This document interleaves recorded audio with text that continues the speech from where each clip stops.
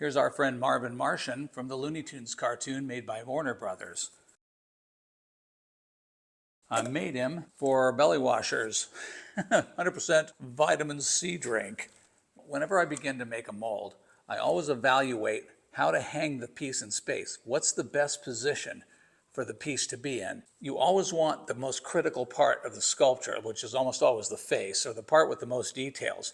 You don't want any vents there, you don't want any sprues there, you don't want anything there, you don't want parting lines running through there. So you want to make sure that those areas will cast clean, because the last thing you want to do is have to clean up where there's a lot of details. You also want to look for points and sharp edges, because those are just classic places to catch bubbles. So you always want to make sure that wherever you see points, as much as possible, they're facing down. That way they can fill. If they're facing up, you're going to need a vent there, and they're sure to catch bubbles. So you want it when you're kind of picking the orientation that this thing is going to hang in to fill, you want to keep those things in mind. As a general rule, whenever you're sculpting, it's always good to slightly radius edges, not make them razor sharp for that reason as well. They're just less likely to catch bubbles. This is a piece that I did quite early in my career.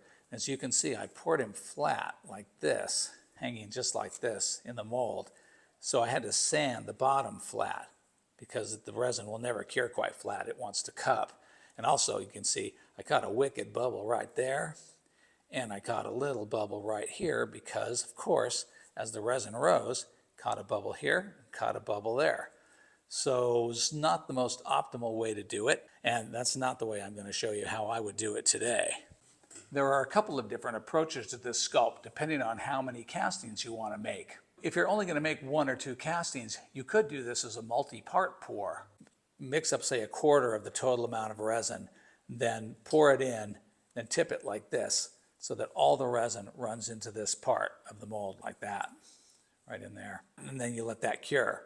So now this whole area is filled and you're not going to catch any bubbles because all the points are facing down.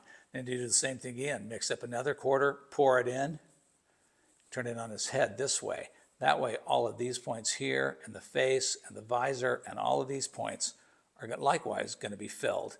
And you let that cure in that position. In both of the cases, in both of these pours, you want to put the thing in the pressure pot. But you're holding the mold in different positions while you're casting. When those 2 pours are cured, all you have to do is fill the center section of the cavity, and you shouldn't have too many places that would cause you a problem. You may need to rock the thing back and forth to get bubbles out of the bottom edge of the helmet, so you rock and tap the mold. But really, it's pretty straightforward, and it should fill without many problems. But you can see, that's a lot of work. I mean, that was 3 separate pours, a lot of jiggling, a lot of fiddling around. And who wants to make 3 separate pours? Each one takes a half an hour at least. So you're looking at an hour and a half to make each casting. And that's all fine if you're making 1 or 2. But if you're going to make a bunch of them, it's just not optimal. You would get a very clean casting because you would have nothing to clean up except the parting line. And if you did that right, you'd only have just a little parting line running up maybe up to here, possibly as far as here, but you wouldn't have any parting line in the front. It just would be super clean. It does make clean castings, but it takes a long time. If, on the other hand, I needed to make a lot of them, I would set up the casting with a flat bottom. That way it wouldn't have to be sanded after each casting. You wouldn't have to sand. And I would set up the funnel, the sprue, and the vents properly to ensure that each casting would be easy and reliable. And in order to do that, I would hang the piece in space more or less like this, like that, but not straight face down. I'm going to want to put them at an angle like that because that way I have a point here, here, and here at the high points. I only have 3 vents and they're more or less in a line, and that's a good thing because that means that's where you're going to cut it. You're cutting up the back and you're cutting through 3 vents. And that should work out really well to make a nice clean casting, and it should vent properly. So as you can see in this simulation, with this orientation, it's going to fill with absolutely no problems. So the take-home lesson of this video is that you really want to evaluate carefully how to hold the object in space.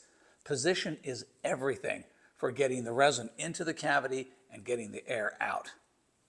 And once you figure it out how it's going to be held in space to cast it, then you make your sprue and your funnel to support it. Because remember, when you make a mold, you actually make the mold upside down.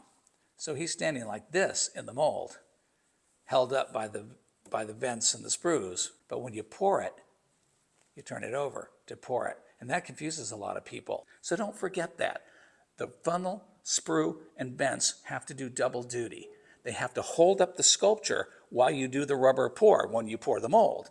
And the same system has to create and allow the flow of resin into the cavity during the casting.